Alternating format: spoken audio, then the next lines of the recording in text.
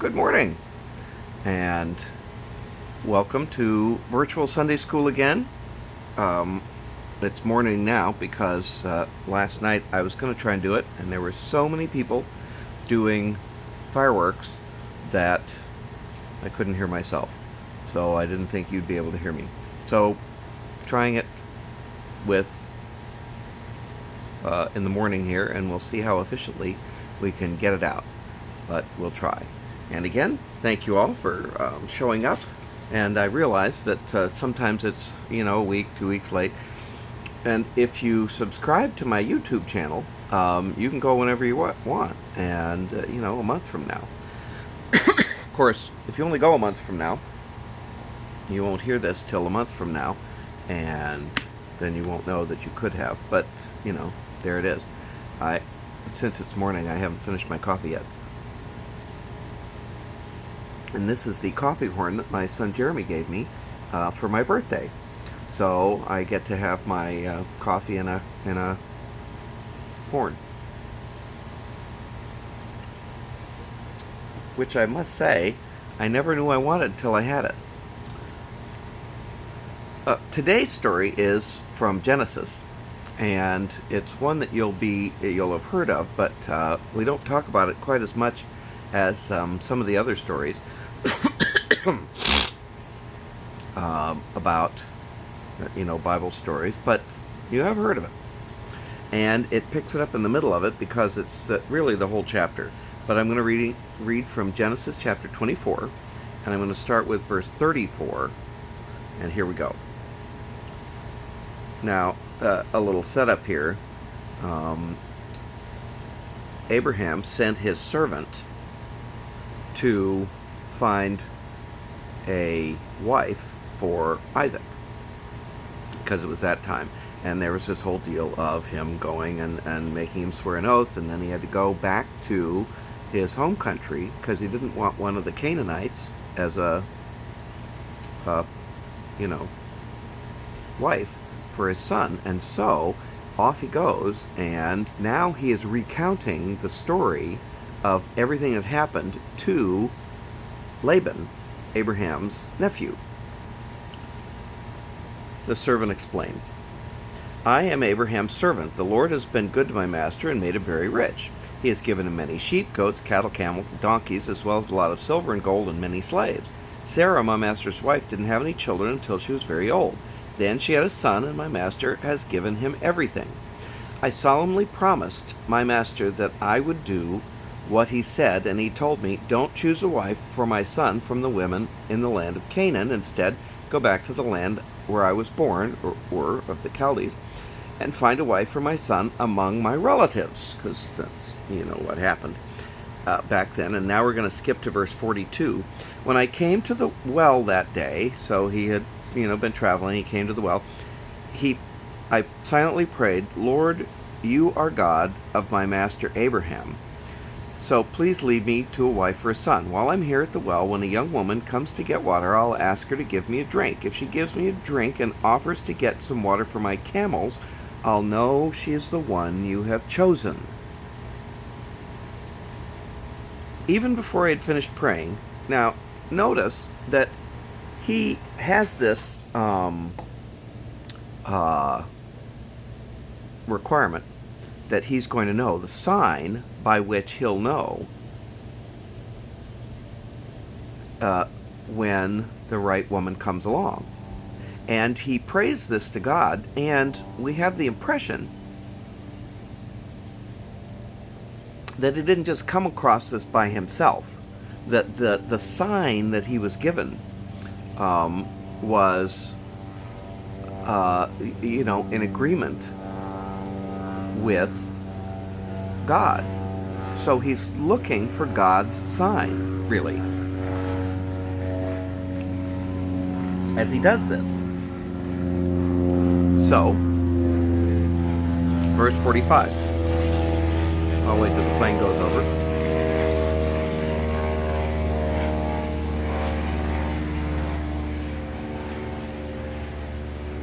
Even before I had finished praying, Rebekah came by with a water jar on her shoulder. When she had filled the jar, I asked her for a drink. She quickly lowered the jar from her shoulder and said, "Have a drink, then I'll get water for your camels." So I drank, and after that, she got some water for my camels. I asked her who her father was, and she answered, "My father is Bethuel, son of Nahor and Milcah."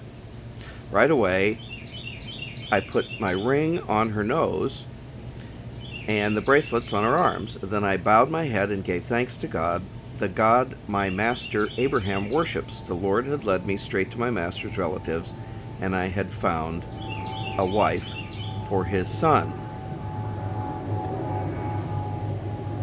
And now we'll skip to verse 58 to just finish the last bit of the story there.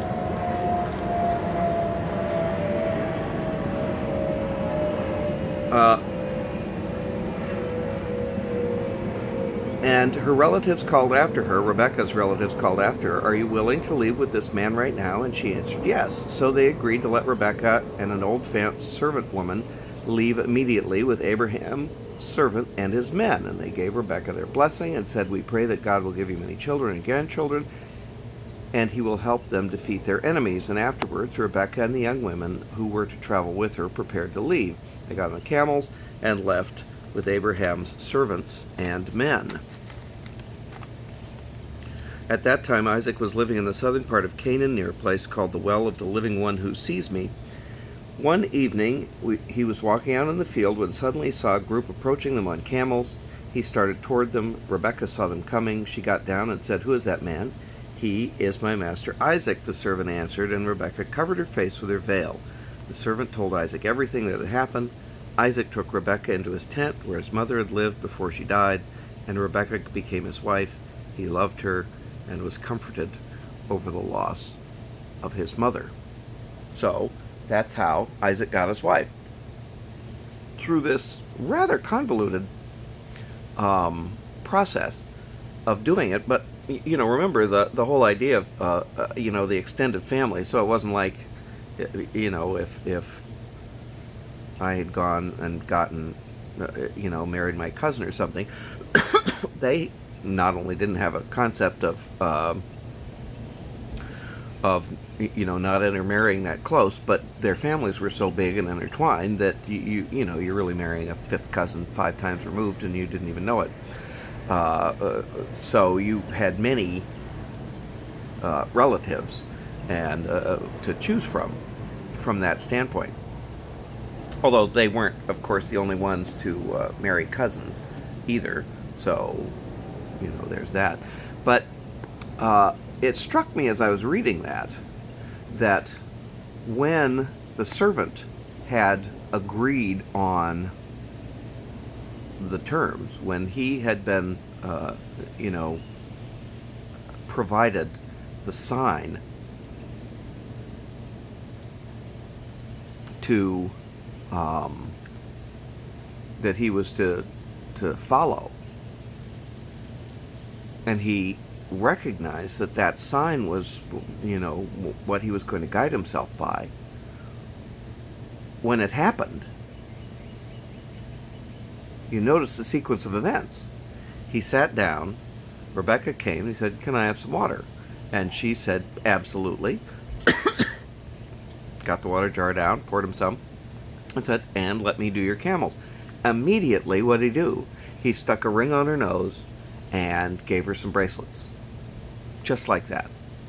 And of course, the ring on the nose was, instead of a ring on your finger, a signet ring, they had the ring on your nose instead.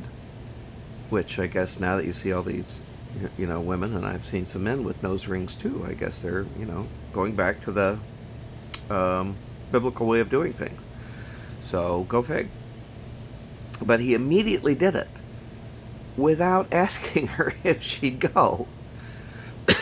It was only afterwards that there was, the whole deal with it. "Oh, by the way, here's what we're doing. I'm going to go all the way back to the land of Canaan, and how about you come?"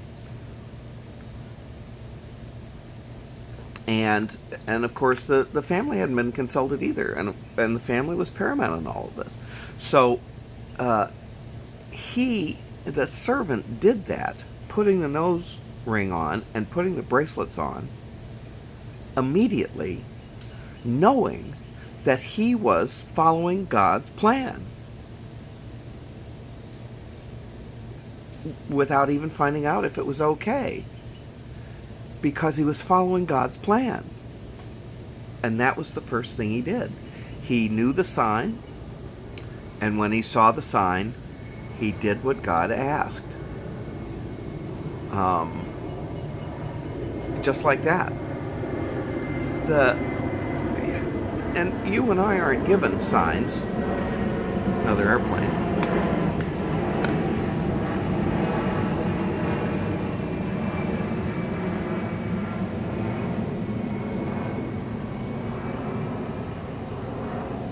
You and I aren't given signs that often, like, the shepherds there at Jesus' birth were given, "This shall be a sign unto you." Although when you break that sign down, it's, you find the babe in diapers, but lying in a manger. So as soon as you find a baby lying in a feeding trough, boom, you got it. There was the sign. And you and I aren't provided signs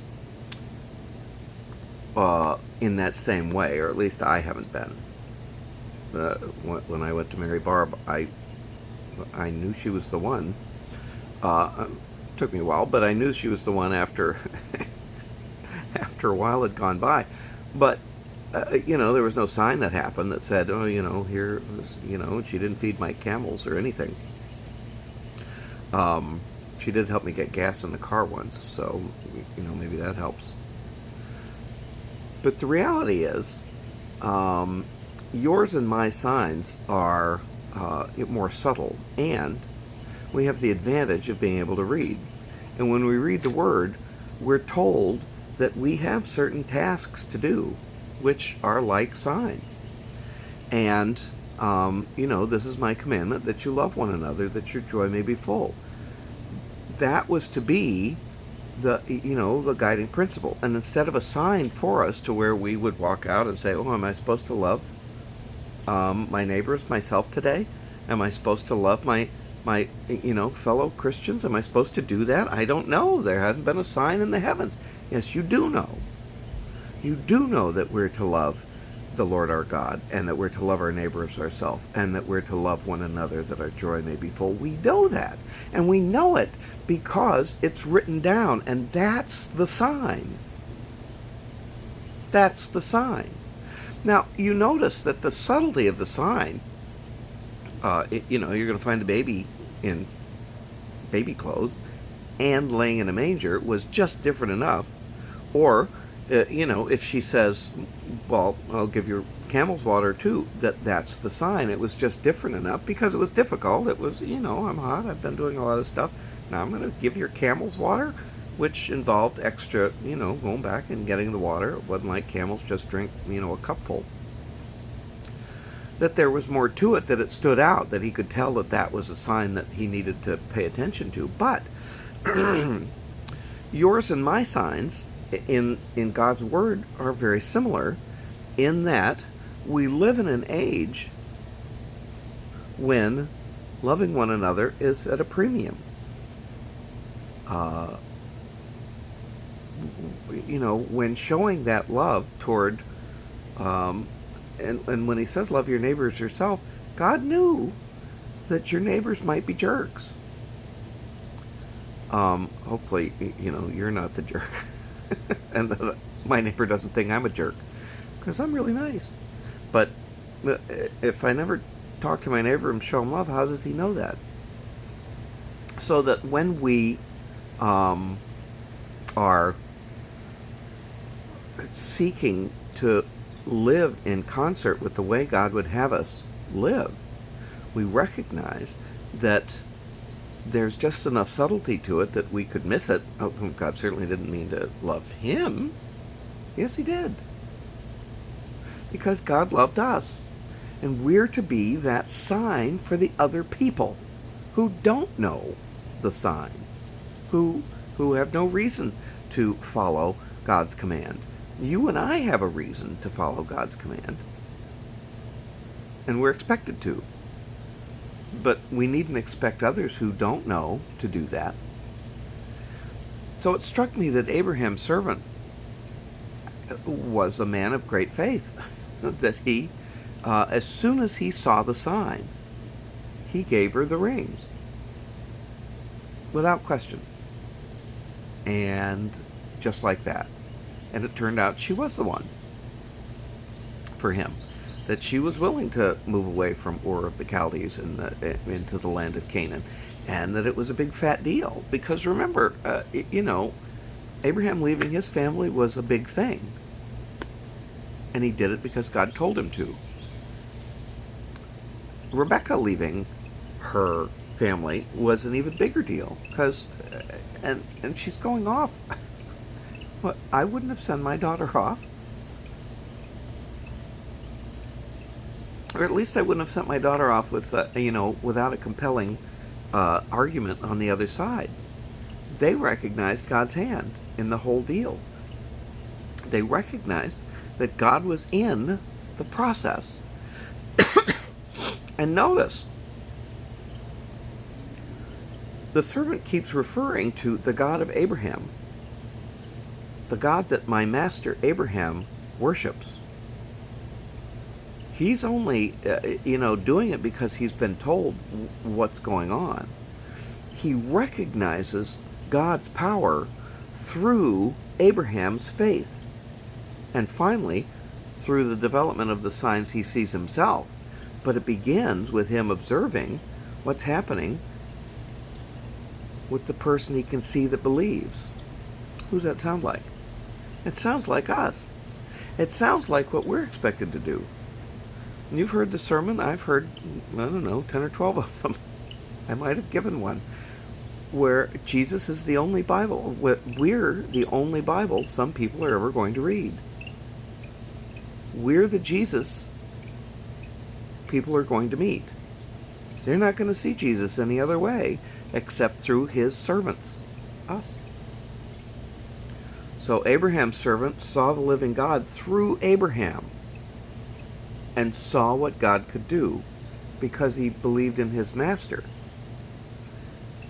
That's our job in loving one another and in loving those around us and following God's commandment. To do that, we're to love one another. We're to love our neighbors indiscriminately, so that we can reach out to every single person. And that's how people are going to know who Jesus is. I think that that's going to be a much more powerful sermon for those people than if we stood just with a sign saying, you guys are going to hell. Because it could be that some people have been changed because of that. But I wouldn't be. I would just think of that guy as rather, censorious, and then I wouldn't really go with what he said. The fact was that I responded to the love that I felt, around me, that I saw in my parents and that I saw in the adults and, my peers. And that made a difference to me. And I think that's what God, wants us to do.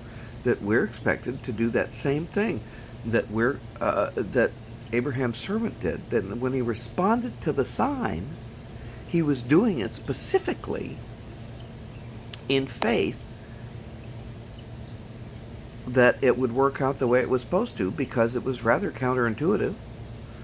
Woman feeds, waters your camels, give her these gold rings. That makes no sense unless God's behind it. Unless God's behind it. And when God's behind it, it still makes no sense. But it works out because God was the one orchestrating it. And it shouldn't have worked out in any other avenue except the fact that God meant it to. So that the hard or counterintuitive task that God has us work through, that God has us be a part of, makes a difference in the lives of those around us. Of course it's hard. Of course it goes against the grain to love everybody regardless. It really is difficult, and sometimes just something we want to flat out refuse to do, which I think is why God emphasized that that's the job, and that He showed us how its efficacy, and also that it is difficult through Jesus. But that's what we're called for. So that when we are asked to respond in fear to those that around us, Jesus is saying, don't do that. As a matter of fact, He said, perfect love casts out fear. Which means if we're fearful, somehow our love hasn't been perfected. I've got to admit, I'm not entirely there yet. But I hope God will forgive me for not, and will help me to work through so that I can be, and that my love can be perfected. So handing the gold ring as an act of faith was totally counterintuitive, and yet exactly what God wanted to happen. And He did it because He believed in His master. He did it because he believed that it would work out the way Abraham told him it would. And it did. It did. And now, then the nation of Israel is a great place. And God's people are more numerous than the stars in the sky. Exactly as God said. Perfect love casts out all fear. There it is. Thank you all for being with me through video again, and I appreciate you being a part of St. Andrews and doing that. I hope to be able to go back soon myself. It hasn't happened quite yet, but I'm looking forward to the time when it does, and I appreciate every one of you, and I thank you for your continued connection, because I really like that, and support of St. Andrews, because that's very important too. Love you guys. Thank you very much.